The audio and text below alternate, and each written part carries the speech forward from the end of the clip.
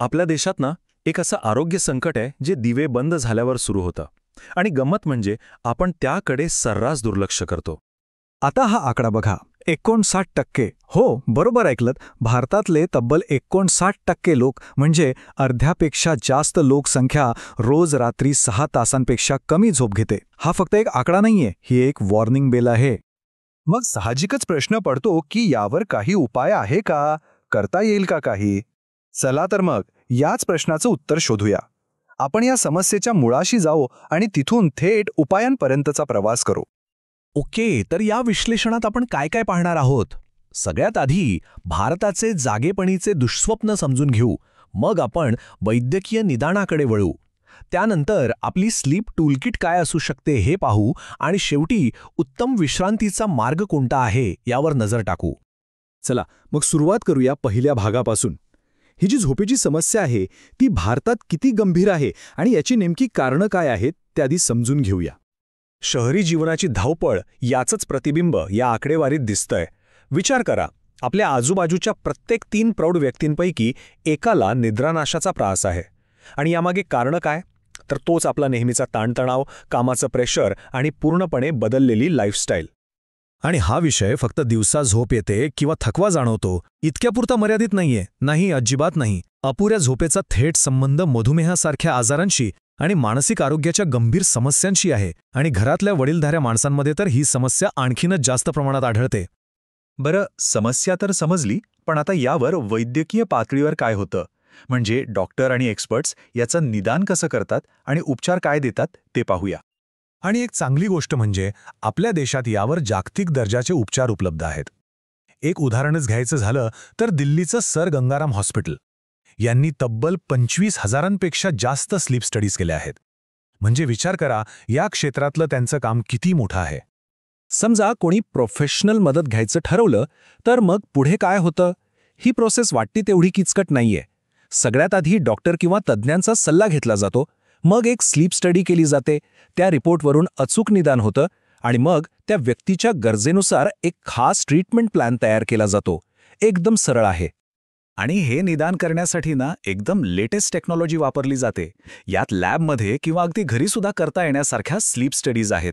ज्यांना श्वासाचा त्रास आहे त्यांच्यासाठी CPAP किंवा BPAP सारखी उपकरणं आहेत. इतकंच नाही तर दिवसा किती आणि का झोप येते हे तपासण्यासाठी सुद्धा खास टेस्ट्स आहेत. ओके, निदान झालं. आता उपायांबद्दल बोलूया. याला आपण आपली स्लीप टूलकिट म्हणू शकतो, कारण यात प्रत्येकाच्या गरजेनुसार वेगवेगळे पर्याय उपलब्ध आहेत. तर साधारणपणे 3 मुख्य मार्ग आहेत. पहिला म्हणजे प्रिस्क्रिप्शन औषधं. ही फक्त आणि फक्त डॉक्टरांच्या सल्ल्यानेच घ्यायची असतात. दुसरा प्रकार आहे ओव्हर द काउंटर मिळणारी औषधं, पण लक्षात ठेवा ही फक्त शॉर्ट टर्म वापरासाठी असतात.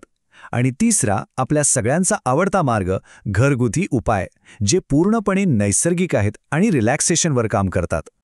आता प्रिस्क्रिप्शन औषधांबद्दल बोलायचं झालं तर भारतात डॉक्टर शक्यतो झोल्पिडेमला प्राधान्य देतात. का? कारण ते तुलनेने जास्त सुरक्षित आहे आणि त्याचं व्यसन लागण्याचा धोका कमी असतो. दुसरीकडे बेन्झोडायझेपिन्स सारखी औषधं आहेत, पण ती सहसा चिंता किंवा अँक्झायटीमुळे येणाऱ्या झोपेच्या समस्यांसाठी आणि तेही खूप काळजीपूर्वक वापरली जातात.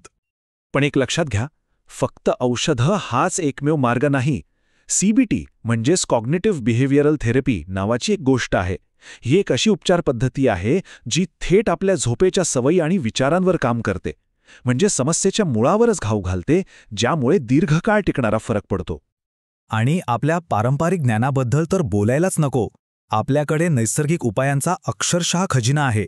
हळद घालून गरम दूध पिण्यापासून ते कॅमोमाईल किंवा लॅव्हेंडरच्या चहापर्यंत, अश्वगंधा आणि ब्राह्मीसारख्या आयुर्वेदिक वनस्पती किंवा अगदी साधं तेल लावून केलेलं मालिशसुद्धा, हे सगळे उपाय आराम देण्यासाठी खूप प्रभावी ठरतात. चला, आता आपण या विश्लेषणाच्या शेवटच्या पण तितक्याच महत्त्वाच्या टप्प्याकडे आलो आहोत. उत्तम विश्रांतीसाठी आपण स्वतः काय करू शकतो आणि या क्षेत्रात पुढे काय होणार आहे यावर एक नजर टाकूया. सगळ्यात महत्त्वाचा आणि साधा नियम काय आहे तर तो हा. वैद्यकीय तज्ज्ञांच्या मते प्रत्येक प्रौढ व्यक्तीने रात्री किमान 7 ते 8 तास झोपायलाच हवं. आणि मुलांसाठी तर हा आकडा आहे 10 तास. हा नियम पाळणं खरंच खूप गरजेचं आहे. आणि ही झोप मिळवण्यासाठी काही साधे सोपे बदल आपण आपल्या जीवनशैलीत करू शकतो. हे बदल कोणीही लगेच अंमलात आणू शकतं. उदाहरणार्थ, रात्री झोपण्याआधी चहा कॉफी किंवा जड जेवण टाळणं, आपली झोपायची खोली शांत, अंधारी आणि थोडी थंड ठेवणं, या छोट्या गोष्टींनी सुद्धा खूप मोठा फरक पडतो. आता भविष्याकडे पाहिलं तर चित्र नक्कीच आशादायक आहे. स्लीपकॉनसारख्या मोठ्या परिषदांमुळे लोकांमध्ये जागरूकता वाढते आहे. नवीन औषधं आणि वेअरेबल डिव्हायसेस म्हणजे आपल्या स्मार्टवॉचसारखी उपकरणं यावर जगभरात संशोधन सुरू आहे. आणि सर्वात महत्त्वाचं म्हणजे आता राष्ट्रीय पातळीवर झोपेबद्दल एक ठोस धोरण असावं अशी मागणी जोर धरू लागली आहे. हा चार्ट सध्याची परिस्थिती अगदी स्पष्टपणे दाखवतोय. बघा, लोकांमध्ये जागरूकता नक्कीच वाढते आहे. इंडियन स्लीप डिसऑर्डर्स असोसिएशन सारख्या संस्थांमुळे डॉक्टर्स आणि प्रोफेशनल्समध्ये सुद्धा शिक्षण वाढत आहे. पण धोरणात्मक पातळीवर म्हणजे पॉलिसी लेव्हलवर अजून बराच मोठा पल्ला गाठायचा आहे. आणि शेवटी एक विचार करायला लावणारा प्रश्न. आपण नेहमीच चांगला आहार आणि नियमित व्यायामाबद्दल बोलतो, बरोबर?